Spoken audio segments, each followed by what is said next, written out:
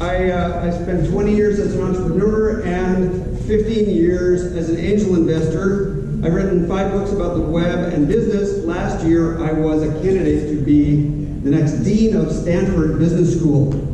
I was not chosen. This year, I am disrupting venture capital. So let's look at the numbers behind venture capital. Venture capital investing is a numbers game. And these numbers come from the National Venture Capital Association and the Kauffman Foundation. This is in David Rose's fantastic book on angel investing.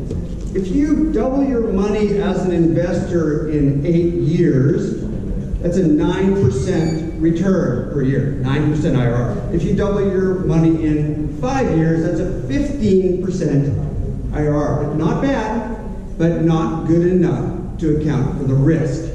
So 15% should not be your goal. Your goal should be 2.5%. That's the goal. It's 2.5 times your money in 5 to 8 years is the gold standard for angel and venture investing. 2.5 times.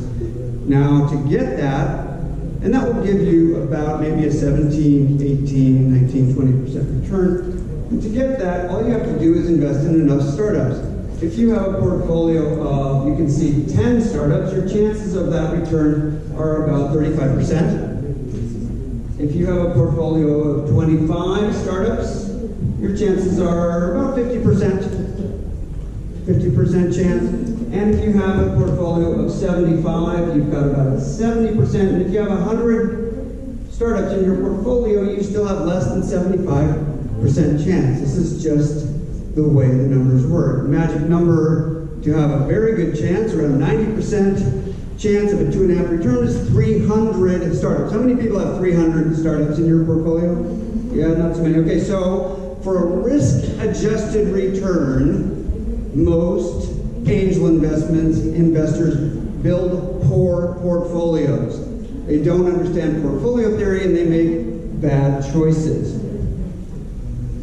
I have written an essay about this, in which I also explained that the MBA, going to board meetings, and accelerators all add no value.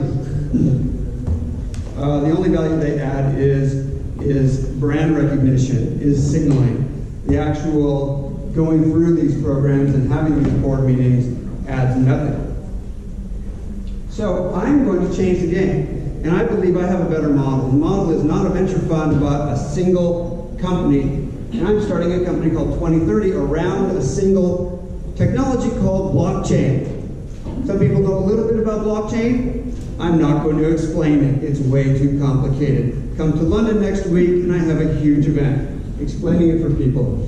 My company is a community, a single company, in a broad, diversified portfolio of marketing experiments that lead, we hope, to products. Cheaper to do experiments as a single company than to spin up startups, 99% of which die and have to be taken apart, and those people have to put their lives back together. So the way my company looks is like this. We have an online community. We just started this in January. We have 700 people in our mailing list. We have 200 people in the Slack community. We have 20 people volunteering to build our products.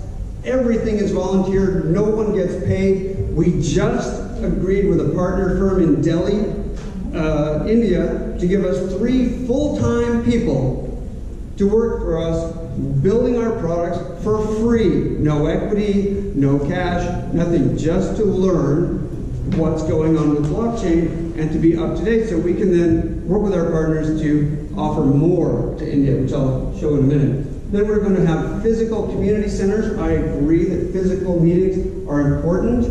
The Olive women also said that, and we will have blockchain innovation centers in cities around the world.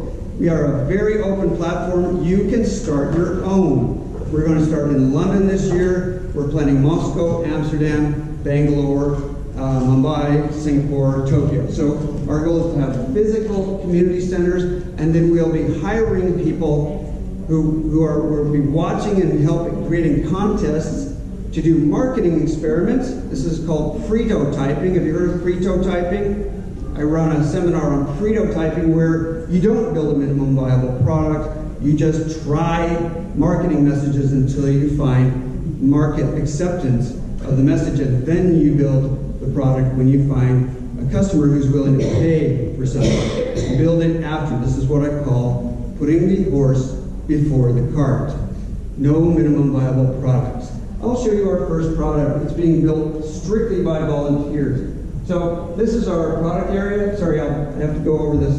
If you look down on top of our company, what we see is core, difficult, complex blockchain technology in the middle, plus world-class marketing, storytelling, PR. We can hire better people than startups can because we are applying these core services to all of the different verticals as a single company. We spin nothing out, everything stays in. So if you're doing experiments in your market and it doesn't work, that's okay. Try another one. Try as many experiments as it takes until you get some traction with the audience, with a market. They're willing to pay for something, and then we'll build it for you. And that's our model. So we have projects going on in financial services, the personal data locker, and tools right now. We have many more. It's an open platform. Come build your product on our platform. Here is our first product. Who's heard of Bitcoin? Can you name any other cryptocurrency? No. There are about 500 cryptocurrencies right now. The top 100 of them have all pretty much doubled in value in the last 90 days. This is a market that is on fire. You can't pick the winners. You can't possibly know which ones are going to go up 40x. But there will be some, and they'll be in our portfolio. So we're building a single token, you can hold it on your smartphone, that represents the value of the top 50 cryptocurrencies. This is a beta investing approach. This is the market approach. It's like having an ETF of all cryptocurrencies with a smart weighting scheme. We're just, again, with volunteers building our website right now. The website will launch next Thursday. I'm doing a big event in London. Everyone is volunteering to help me run this event in London, including Barclays, who will be sponsoring the event, the venue. We're also doing something called the Personal Data Locker, a project I've been working on for 20 years. You're maybe a member of LinkedIn, and you may have seen the quality of your LinkedIn experience going down, maybe. So our goal is to build an open source alternative to LinkedIn that millions of people will adopt because they will own their own data and they will not be monetized by Microsoft. This is a volunteer open source project. We're coordinating it. We're already getting dozens of people coming in and helping us.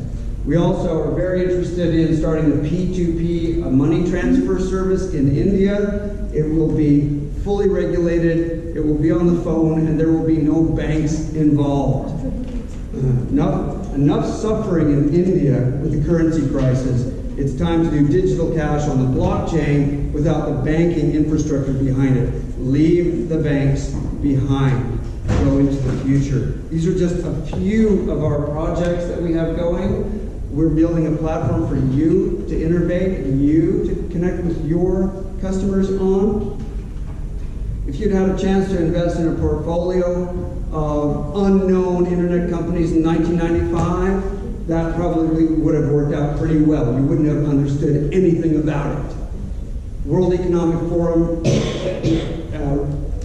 estimates $5 to $10 trillion on the blockchain in the next 15 years. This is the world we're building, the P2P world of smart contracts and blockchain transactions and blockchain tools that will be mainstream in the year 2030. By the way, this model can be applied to other technologies. We're applying it to blockchain.